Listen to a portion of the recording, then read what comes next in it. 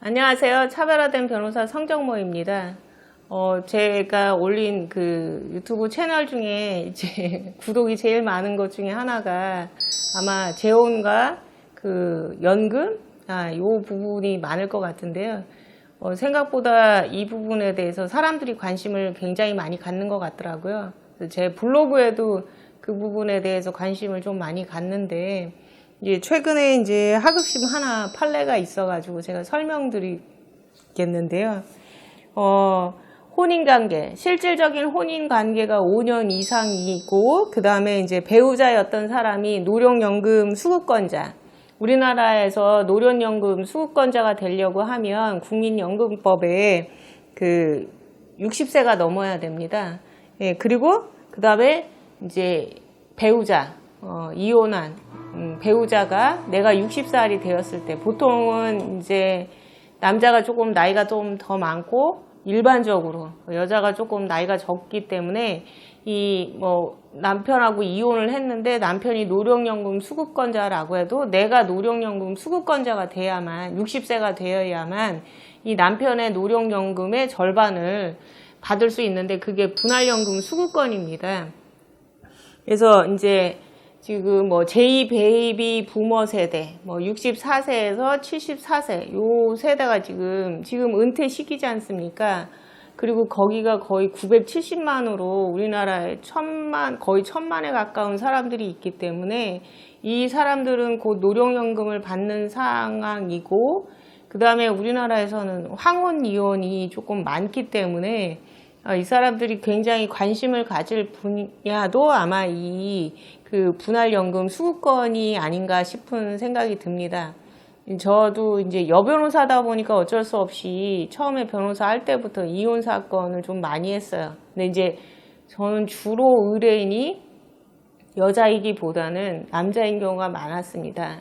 그러니까 여자들이 그 같은 여자한테 자신의 치부에 대해서 얘기하는 게, 그때 시대는 그랬습니다. 치부에 대해서 얘기하는 걸 별로 좋아하지 않아요. 그래서 여변호사들을 수임하는 경우보다는 남자 변호사를 수임하는 경우가 많은데, 제가 처음에 변호사 할 때는 남자들은 이제 사회 활동을 하다 보니까 여변호사가 굉장히 꼼꼼하다라고 해서 일부러 여변호사를 찾아와서 이혼 사건을 맡기는 경우가 많았기 때문에 저는 이혼 사건의 거의 80% 이상은 의뢰인이 남자인 경우가 많았습니다.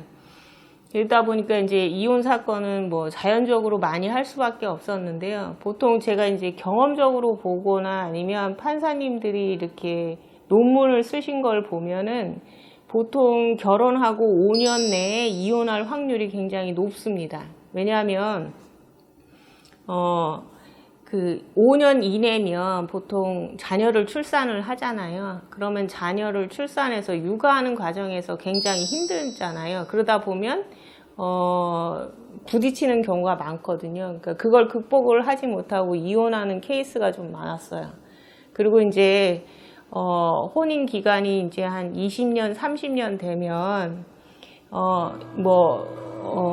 그 60대인 분들 입장에서는 전통적인 가치관 때문에 결혼을 하면 그냥 참고 살아야 된다라는 걸로 계속 참고 살아왔지만, 지금은 시대가 너무 많이 바뀌었지 않습니까? 더 이상 참을 필요도 없고, 그 다음에 사람들의 가치관도 많이 바뀌었기 때문에 더 이상은 그 남편의 저런 행동을 참고 나머지 인생을 살고 싶지 않다라고 해서 황혼 이혼을 선택하는 경우가 많아요. 그때는 이혼을 청구하는 사람들은 대부분의 여성입니다. 그래서 그 황혼 이혼을 선택한 여성들은 그 이혼 결과에 대해서 되게 만족을 해요. 그래서 어떤 판사님이 그 설문조사를 해보니까 거의 황혼 이혼한 그 여성분의 만족도가 거의 70%에 육박을 하는데, 반면에 그 이혼을 당했다고 하는 남편 입장에서는 이혼으로 인한 후회감, 그게 거의 70%, 80%에 육박했어요. 이혼을 후회한다. 내가 조금 더 젊었을 때 부인한테 잘할 걸. 이런 얘기를 했다라고 하는 부분이 있어요. 그런 것처럼 그때 이제 황혼 이혼을 할 때 보면 대부분 남편이 젊은 날에 외도가 많았다. 그 다음에 이제 폭력도 좀 많았어요.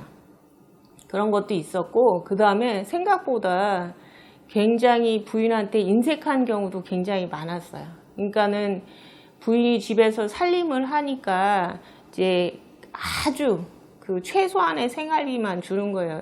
그런데 여자분들이 굉장히 열심히 살아서 뭐 그렇게 생활비를 적게 받음에도 불구하고 저금도 하는데, 대부분 남자들은 그걸 뭐 빼돌린다 뭐 이렇게 생각을 하고 그렇게 사는 거예요. 근데 이제 노년이 돼서 어느 정도 경제적인 여유가 있음에도 불구하고 여전히 부인을 믿지 못하고 아주 최소한의 생활만 할 수 있는 생활비를 주니까는 이제 부인은 더 이상 이제 참지 못하고 이혼을 해야겠다라고 해서 재산 분할을 하면 이제 나머지 인생은 내가 편하게 여행도 다니고 젊었을 때 못한 여행도 가고 행복하게 살겠다라고 해서 이혼을 하는 경우가 굉장히 많았습니다.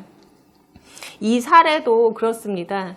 이제 그 원고는 남편이고요, 피고는 부인이었는데 이제 둘이가 30년 이상 결혼 생활을 해가지고 이제 최근에 이혼을 했습니다.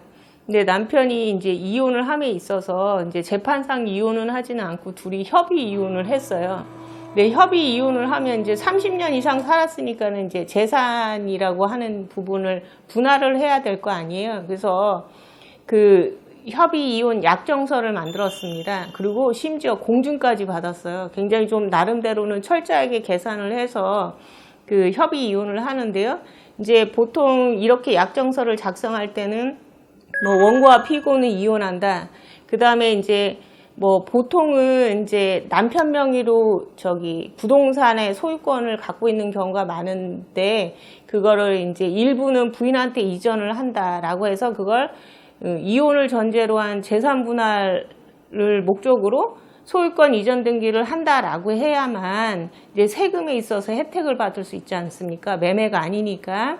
그래서 몇 월 며칠자 재산 분할을 원인으로 소유권 이전 등기를 한다. 뭐 그렇게 해서 뭐 한쪽이 뭐 부동산의 명의를 많이 가지고 있다라고 하면 일부 나눠주는 걸로 이렇게 처리를 하거나, 아니면 뭐 그때 각자 뭐 부동산을 갖고 있다라고 하면 각자 명의로 갖고 있는 부동산은 각자의 소유로 하고, 그 다음에 본인이 거기에 갖고 있는 각자의 채무는 또 각자의 명의로 한다. 뭐 이렇게 하거나, 계산을 해보니까는 뭐 그렇게 계산을 해보니까 그래도 이제 여전히 남편이 많은 경우에는 일부 현금을 떼어주기도 한다. 뭐 그렇게 해서 약정을 했어요. 그 다음에 이제 보통 맨 마지막에 뭐라고 약정을 하냐면, 앞으로 이 약정 이외에 향후에 서로 상대방을 상대로 추가적인 재산 청구는 포기하고 일체의 쟁송을 제기하지 않는다. 그런 내용을 문구를 넣습니다.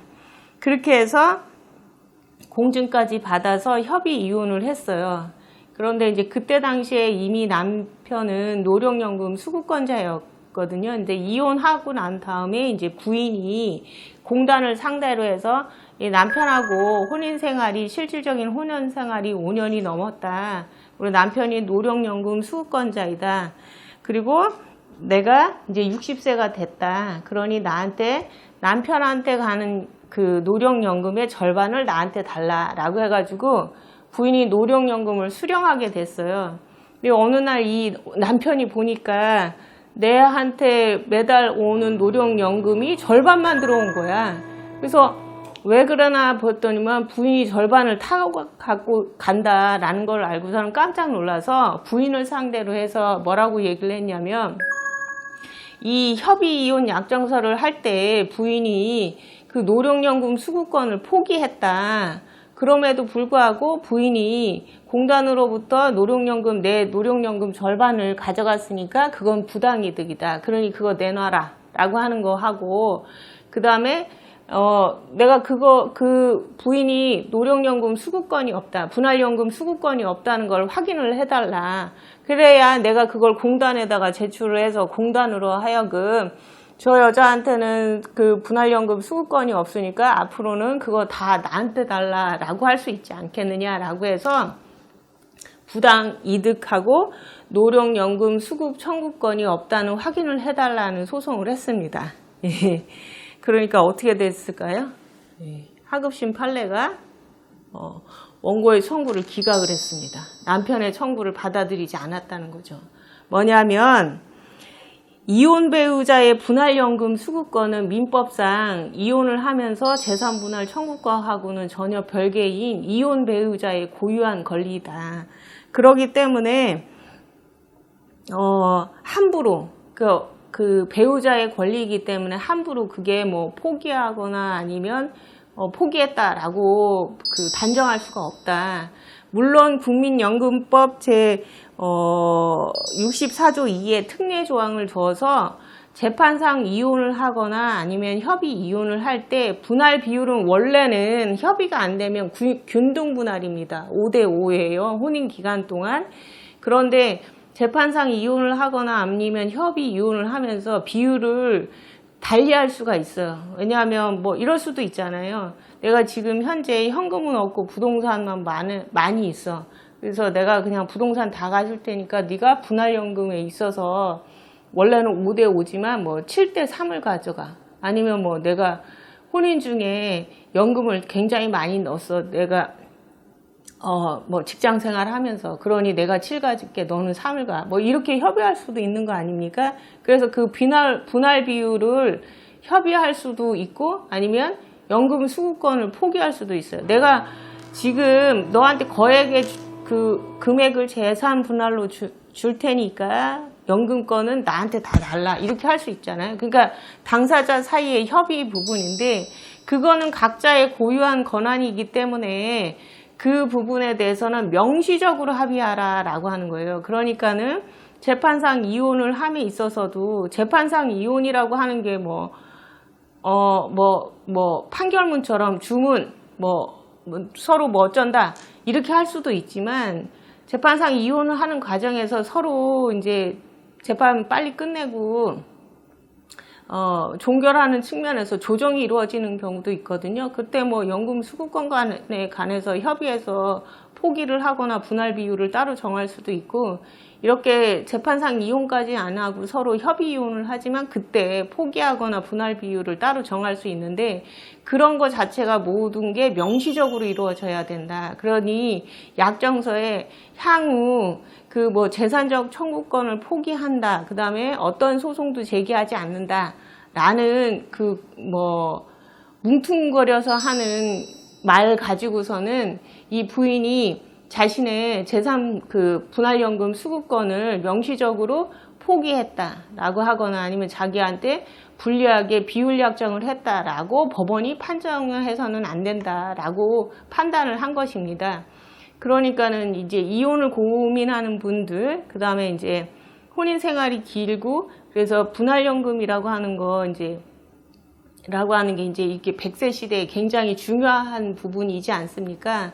그럴 때 이혼을 고민하는 분들은 그게 균등분할이 원칙인데 그걸 비율을 다시 정하려고 하면 이제 그런 뭐 재산분할 협의 과정에서 달리 그 법에서 규정한 거하고 달리 판단하려고 하면 그걸 명확하게 문서화해야 나중에 법원에다가 그런 점이 있거나 아니면 연금관리공단에다가 그런 점이 있으니까 이걸 균등분할하지 말아달라고 한다라고 하는 거죠. 그래서 법원 입장에서도 명시적으로 표시가 되지 않았고 그 다음에 그 국민연금법에도 보면 그렇게 분할 비율이나 포기가 돼 있다면 90일 이내에 신고하도록 되어 있거든요. 그런데 그런 신고도 없었다라고 하니까 또 신고 기간도 정해져 있습니다. 90일.